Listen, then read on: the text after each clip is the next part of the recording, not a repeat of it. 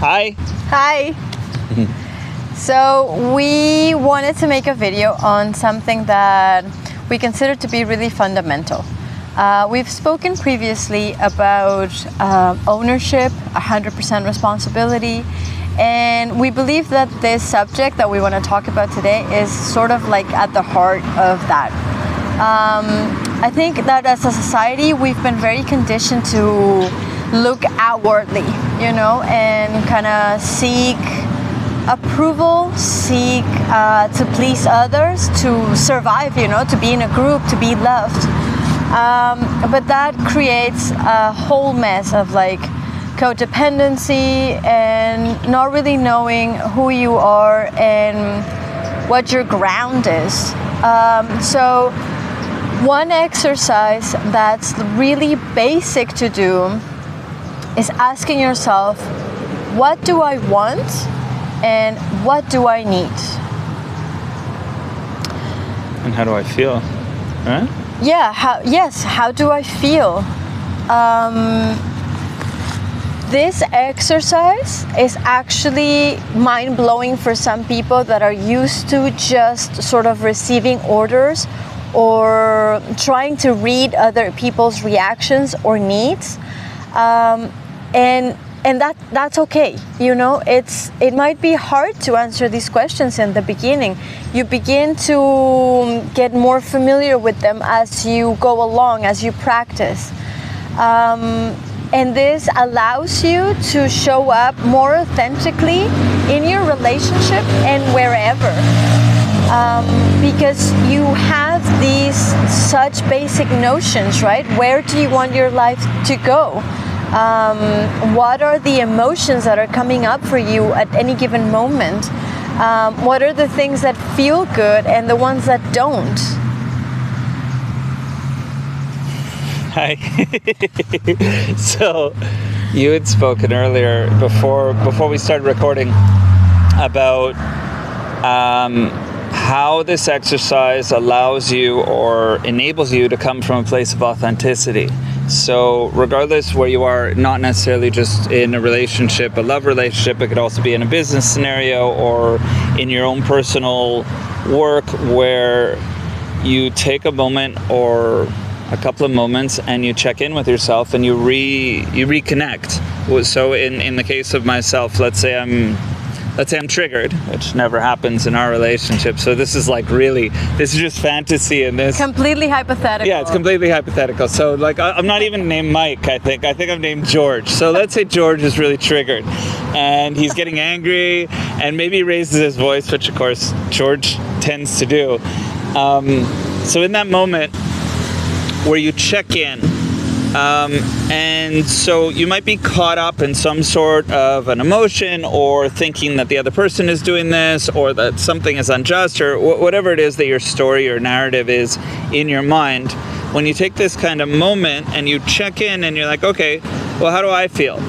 Am I like, how do I feel? What do I need in this moment? How am I breathing? How do I feel in my body? Do I feel like all excess energy? Am I like irritated? Am I even feeling my body? Can I feel my legs? And in this moment where you kind of sit back in,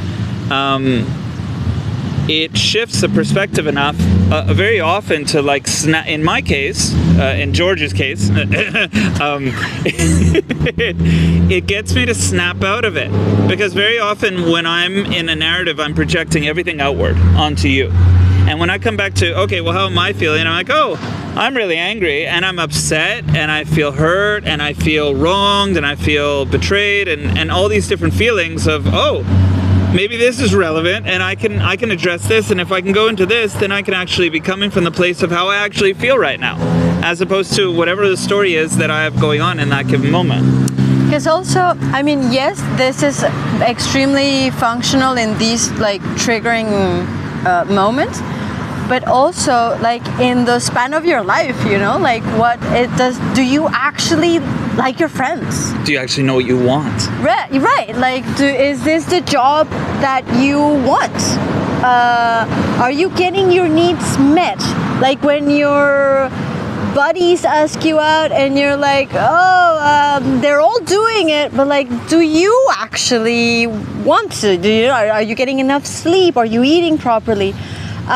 It's good medicine for people pleasers. Absolutely. Sure.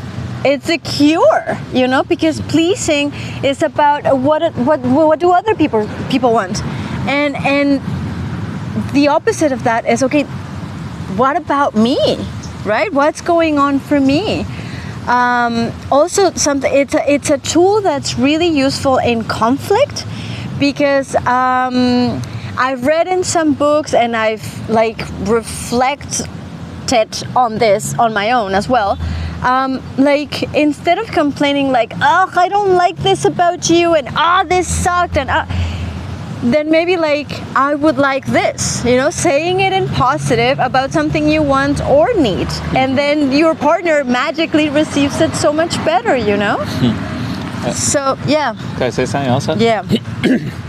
I was going to say, it's actually George is coming into his midlife crisis time age, and this is actually very applicable. You know, when your first kid or all your kids go away to school, if you have kids, or you get to a point in your life where you're kind of somewhere in between being little and being old, and you realize, oh, maybe this isn't what I wanted, or this isn't everything that I wanted, and maybe this is the time in my life where I actually want to act on my behalf.